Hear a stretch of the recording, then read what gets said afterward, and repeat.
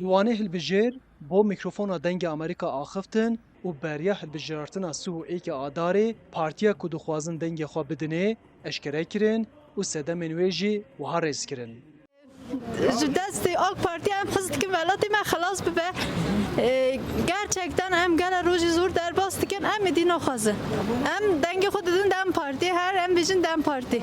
Seviyoruz. Em hejê dikin ew her tim cem jinan cem karkeranin ji ber wê ez ê bidim AK Partiyê. Îde dinya nexweş bûye, em îde ne CHP, em node ne êdî.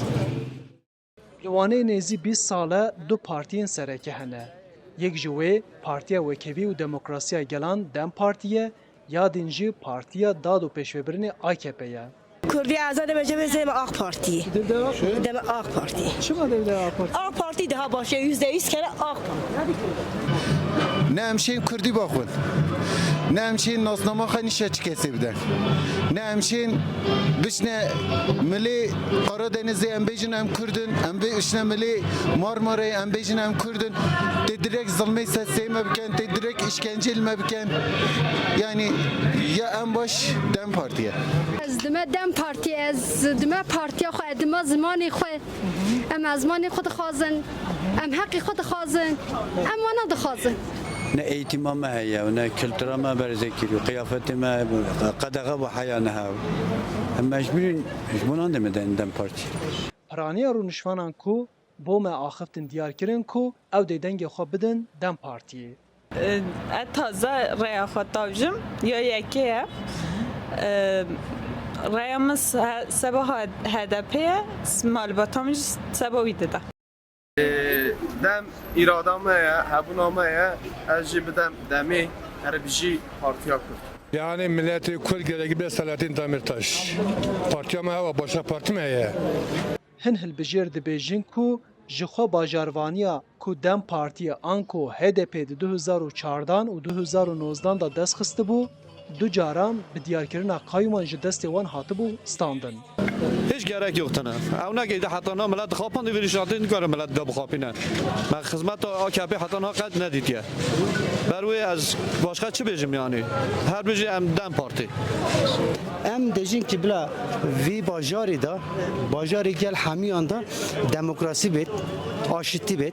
Be wêne jî em oya xwe dene Dem Parti, dene partiya xwe. Bila herkes wêne bizane. Ha AK Parti diyecek ki dibe ez ê we bifirînim. Eva 20 salî zêdetir e AK Parti çan firandiye. Kabla wê namre beçavê xwe.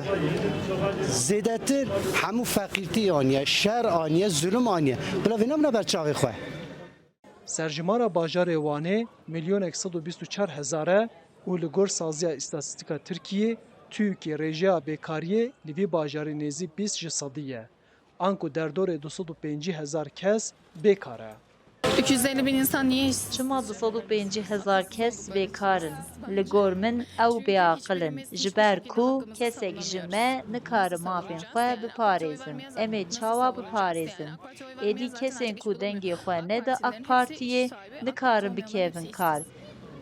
Seva ekonomi, seva genca, seva millet Dem Parti. Belediye AKP'li dibêjin ku em ê dengê xwe bidin AK Parti ji ber ka bo me kar peyda dike. Ne abi hiçbir kar jî peyda neke. Heva çend sala millet ka çi kar peyda kir vê saetê şunda peyda ke. Ekonomiye nabînî, millet birça dimre. Hêjeyê birxistnê ku di hilbijartinên 2019 da Dem Partiyê bi 53 ji sedî deng wergirtibû û şaredariya bajarê mezin û neh şaredariyên bajarokan dest xistibû. AKP jî 4 şaredariyên bajarokan hildabû dest. Arif Aslan, Dengê Amerîka, Wan.